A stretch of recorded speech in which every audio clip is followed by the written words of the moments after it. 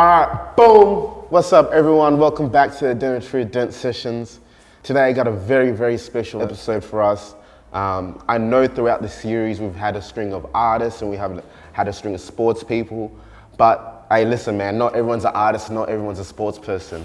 So that's why I found it extremely important, that's why I think it's important for us to get someone who's in the professional field, someone who's a label owner, artist manager, and I'm gonna say music executive, man. Definitely, we've got to say music executive. So today we have Sasha Chifura, man. How you doing? Hey, man, I'm going great. Man, do you know what I want to start with? Do you remember the first time we met? The first time we met? Yes, I do. You took me out, I was in Sydney. What was I here for? I don't know, I was here for something quick. And then we went out to, what was it, Eric? I don't even know what it's called. I think we went out to like a bar or something. Yeah. And then we had a good chat. But even before that, man, I wanted to mention, this is going to lead to my first question, is the first time I saw you, I was working at WME and I was an assistant. And I remember I saw an email and I was like, yo, this is a Zimbabwean guy. So the first thing I did was I looked him up on Instagram and I was like, yo, this guy is a Zimbabwean guy and he's doing all this stuff and he's in Australia. So that leads to like, the question is like, the importance of representation is key. Yeah. Right? And I think that a lot of the times people from different backgrounds, especially Zimbabweans and more so Africans and black people in Australia don't necessarily have that. And that's why it's important for us to have this conversation. Yeah. So I guess to lead into the first question, I guess what is representation to you and why do you think it's important? What is representation to me and why do I think it's important? Yeah. Okay, that's a good question, man. All right. Representation, I think, to me, it's about diversity. And I'll get a little bit more into that. But why I think it's important, I think diversity is where innovation comes from. So I think when you have people coming from completely different backgrounds with different interests, with different influences, all coming together in one world, you've got a range of different personalities and different experiences coming in, contributing towards the same vision.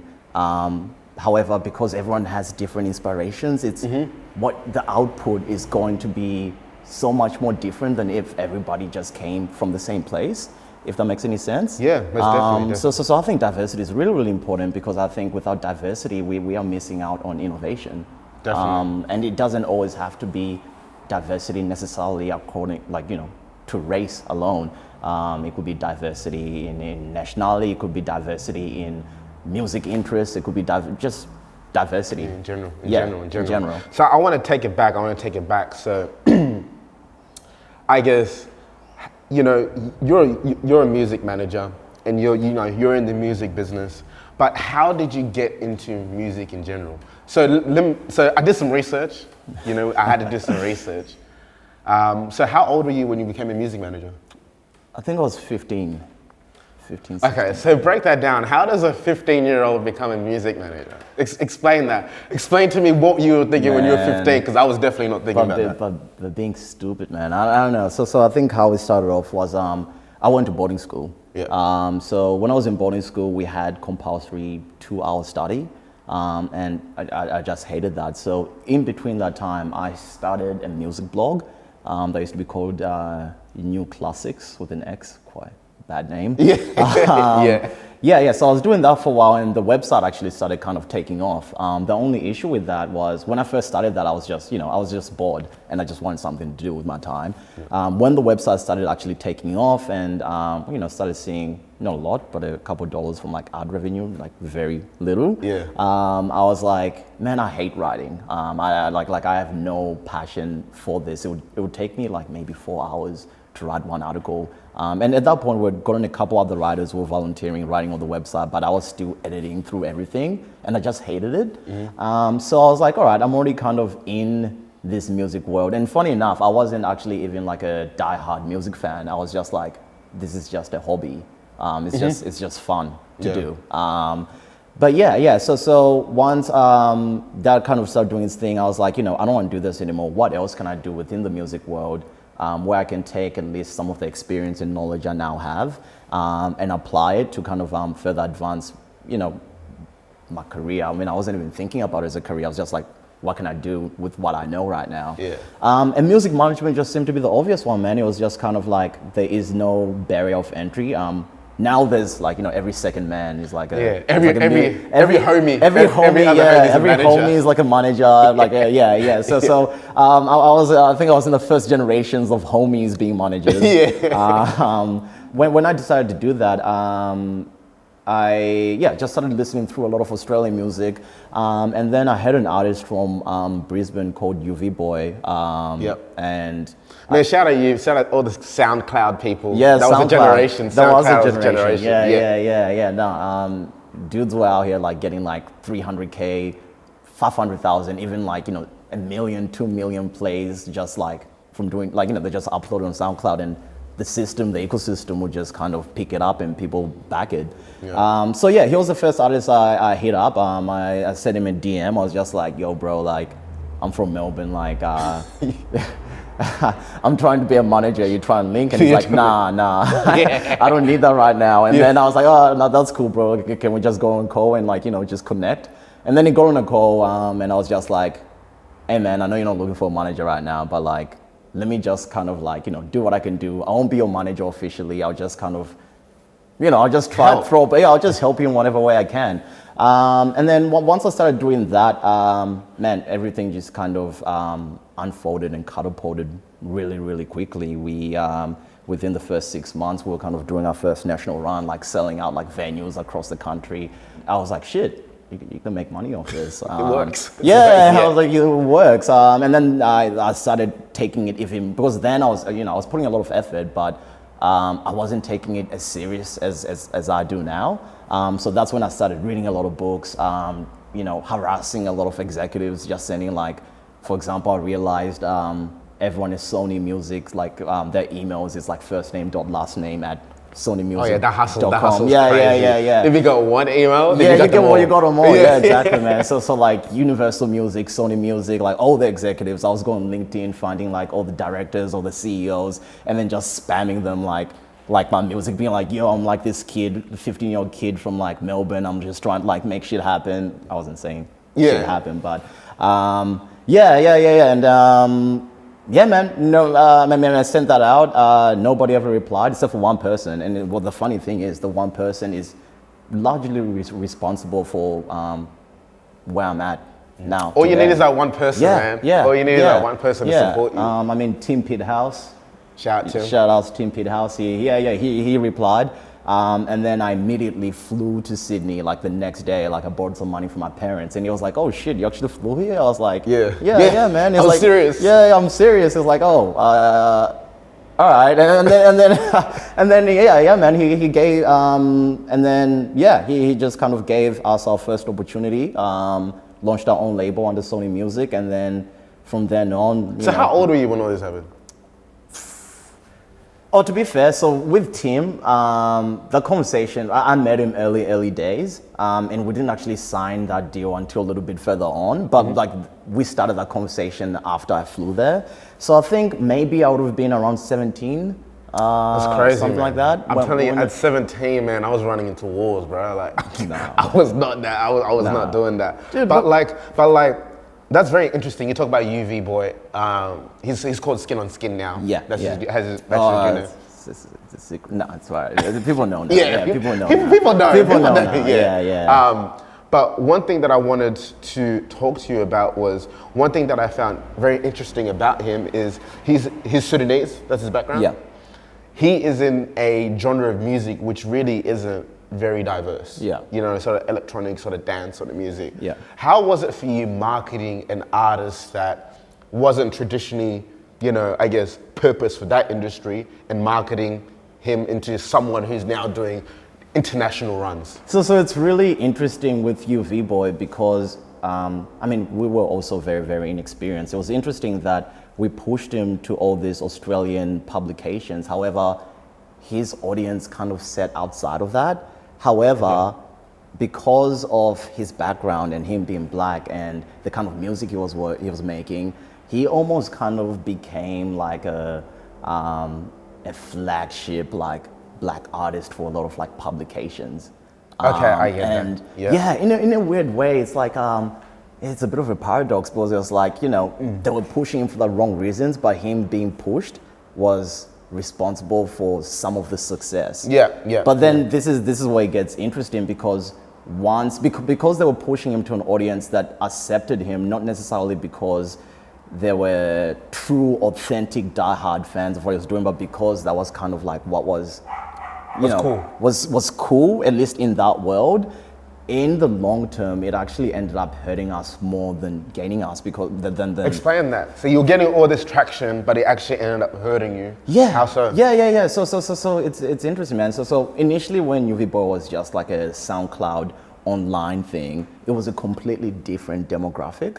And then once we started putting him in places where it was a little bit more mass appeal and opened up, the audiences and the people listening to it, those kind of people kind of starting to engage with UV Boy actually turned away some of the OG fans and some of that world. Because it was like, this is not really, those original fans in that world were kind of like, these people aren't really part of what we're doing. They don't understand the roots of what this culture is.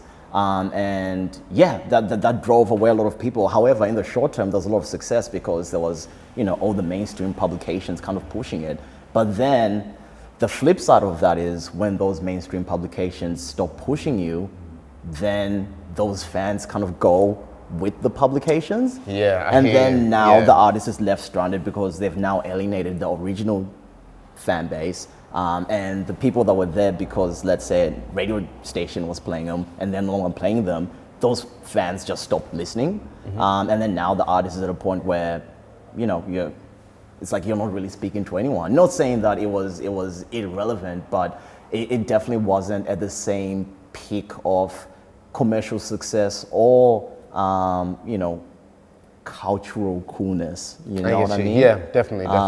So now when he rebranded to Skin on Skin, the main thing that has actually drove the project is, we haven't spent a single dollar on marketing on Skin, whether it's like moving tickets, like, we've moved, like, for example, like 5,000 tickets in Melbourne, just like an hour or two, and we never spent a single dollar on marketing. It was just because he's now just pushing himself authentically. We're not pushing him for like, You're not forcing it. We're not forcing it. The people love the music, and we've made our plan to be just as organic as we can make it. And so to be completely honest, a large part of Skin on Skin success, yes, there's a lot of strategy that goes into our touring and into our releases, but for a large aspect of it, with him at least in particular, that's mostly been just his personality and people just loving who he is and people loving the music and people loving the live environment. And us being like, you know what, we're not going to try force you to do an interview with this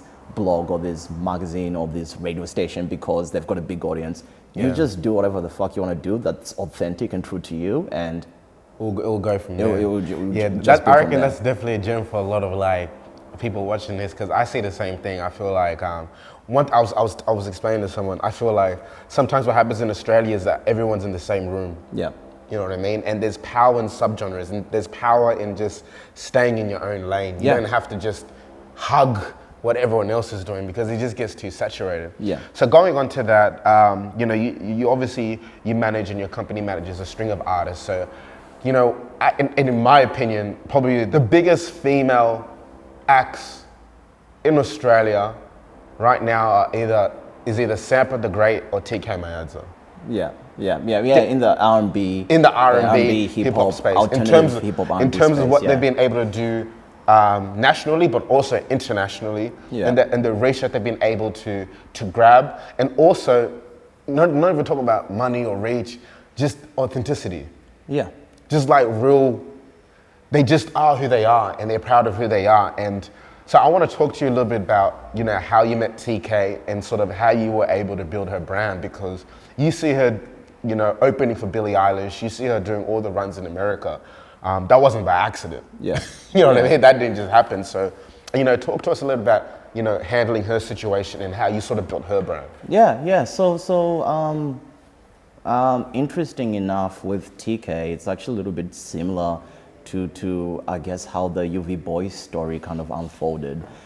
is that when Tkay, she kind of broke into the music industry at a very, very young age. I think maybe like she was like 16, something like that. And she had a lot of commercial success of a song she just kind of made. And wasn't, it wasn't like, hey, this is who I am as an artist. It was just something she made and then it worked really well. And then it was kind of like, I didn't work with her then, but I did know her just because our parents knew each other back. Shout out all the Zimbabweans, man. Yeah, all the Zimbabweans. Everyone's cousins, everyone's family or family. Yeah. So, she got all this commercial success and it was going crazy. However, the thing is, because she was elevated to the limelight at such an early stage, as she started to understand herself as a person and what she wants to do and what she wants the art to be and what it represents and how it goes out to the world, that wasn't necessarily what was expected of her. Because the thing is, when you're an artist that's kind of been around for a while and you've reached a certain tier of success, your fans will start having a certain kind of expectation of what kind of music you're going to put out and what kind of person you are. And she just wasn't that anymore. So at the point where she essentially, she got to a point where she was like, you know what, this is actually making me very, very unhappy. And it's making me depressed, kind of being like, I might be making money doing this. However, this is not what I want to do. And it's not fulfilling and it's not a representation of where I want to take things. That's when she changed the management team and we came into the picture. And again, similar to like what I said with UV Boy, the thing that kind of drove Tkay to where she's at right now is honestly just authenticity. Just staying, as she got older, she started becoming more self-aware about who she wanted to be, how she wanted to be viewed, how she wanted the music to sit, what she wanted the music to sound like. And that's when she started making that transition from making, more like dance, pop, into more so what she's making now, which is like alternative rap, alternative hip hop, alternative R&B, just, in that space. Yeah. No, that's definitely interesting. And I'm glad that you brought up, I think, and like I said, just doing my research about, and reading a couple of articles that you've been a part, I think one thing that you focus a lot on is the mental health aspect to being a manager and dealing with your artists. Yeah. That at the end of the day, it's like, it's all about, if you're a manager, or if you're responsible with dealing with people, the most important thing is to make sure that their mental health is okay if they're happy. So can you talk to us a little bit about why that's important? Like why mental health and making sure that you're happy where you're at, why that's important? Yeah, man. And you know what? When it comes to mental health, I don't think it's even necessarily, exclusive to artists. Like even just speaking from my own experience, I've been meditating nearly every day since November, and my life has drastically shifted tenfold. I just have a better sense of clarity. I've got a better sense of focus. Like everything, I communicate with people a lot better. I'm getting much better sleep. I have a lot more energy throughout the day. There's just so much value around taking care of yourself and taking care of your mental health. That when you don't do that, you've got a lot of things that are kind of a distraction in your brain from what you should be focusing on. If you're not focusing, if you don't take care of your mental health, you're always gonna have, whether it's at the forefront of your mindset, of your thoughts, or whether it's a subconscious thing, there's always gonna be something slowing down how quickly you should be, actioning things in your mind, or how much clarity you have, because it's always kind of like a fog that's kind of there. Even if you know about it or you don't know about it, it's kind of there. So I think artist, business person, entrepreneur, anything, I think to truly reach your height, your height of potential, I think you mental clarity is really important.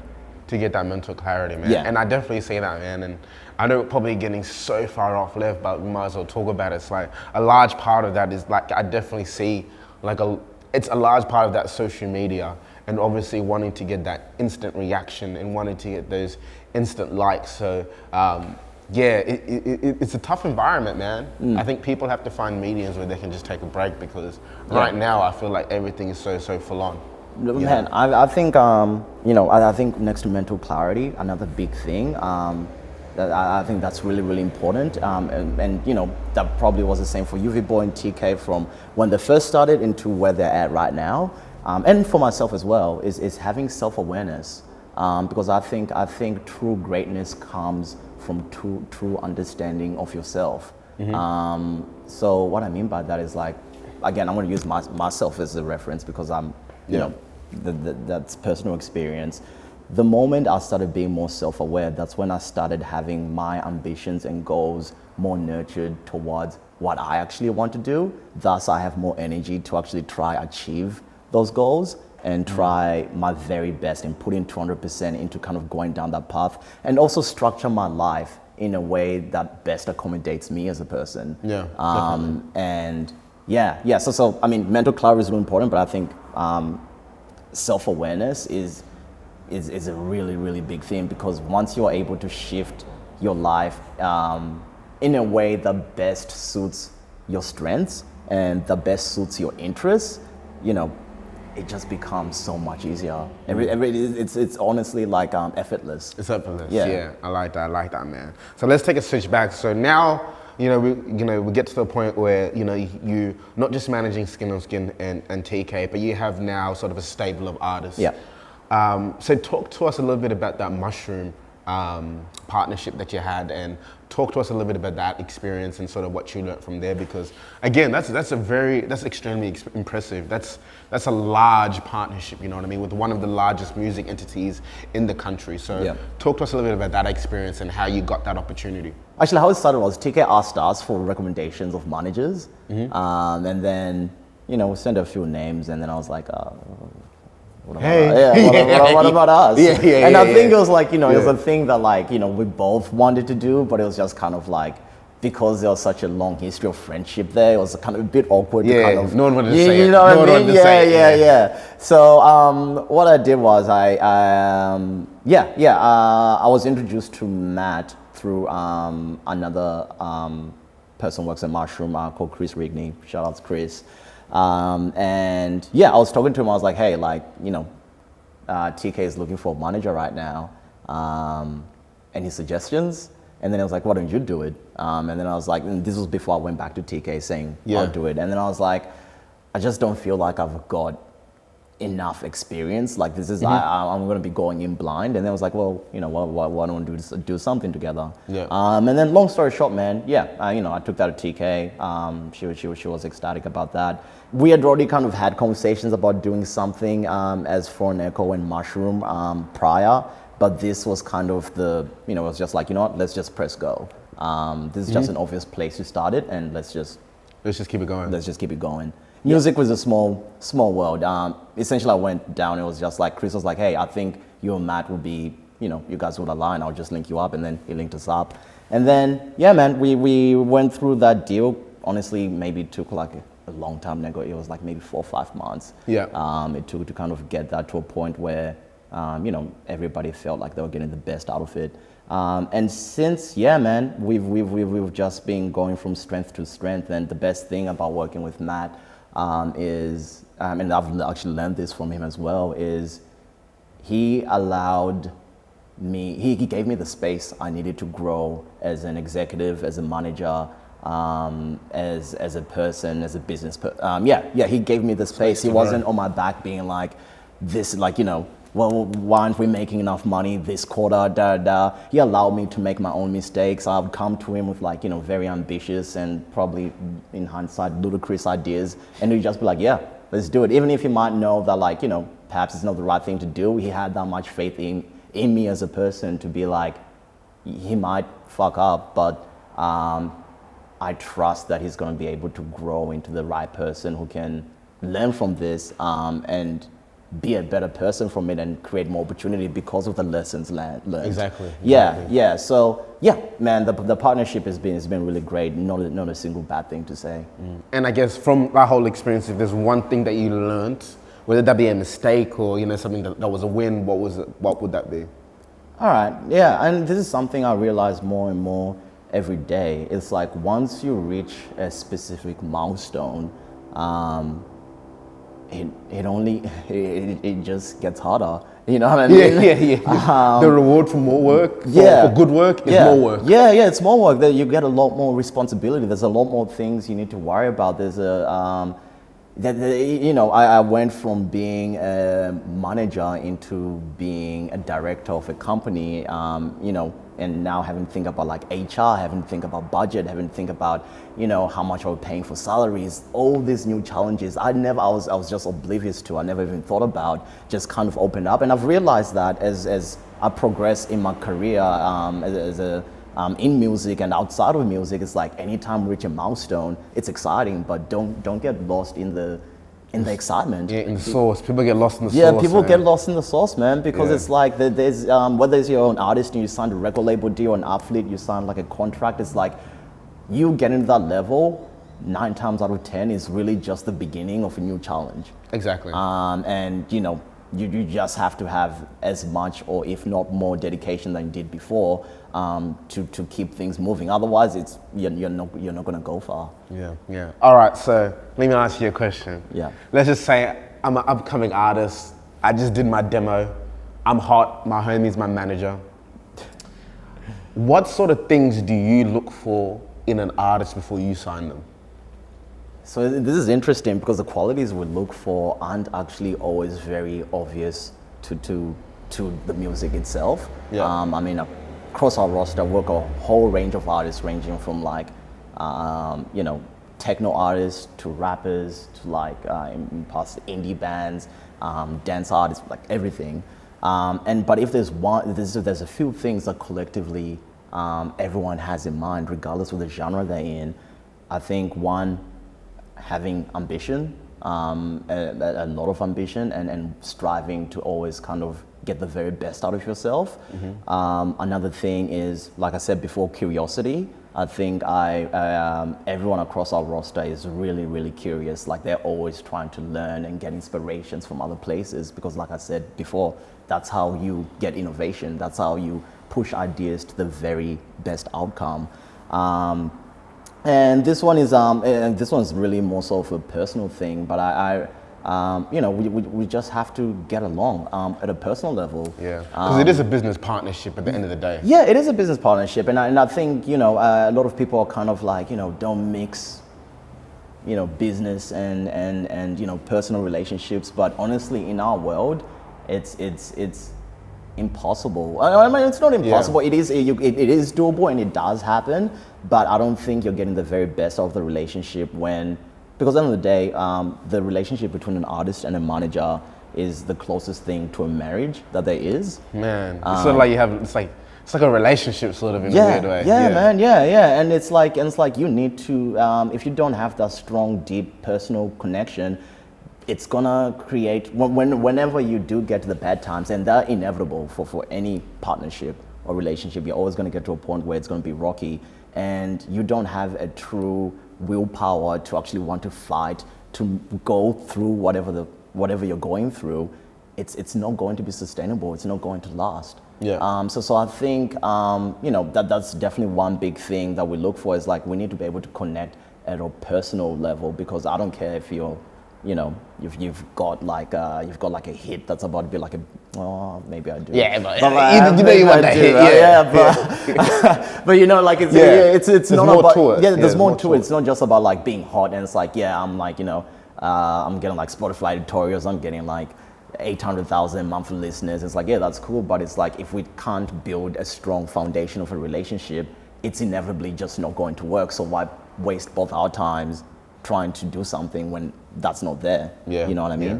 Most definitely. Well, look, man, this was very insightful, man, and I know a lot of people are going to be watching this. I know a lot of kids are going to gain a lot of information from this.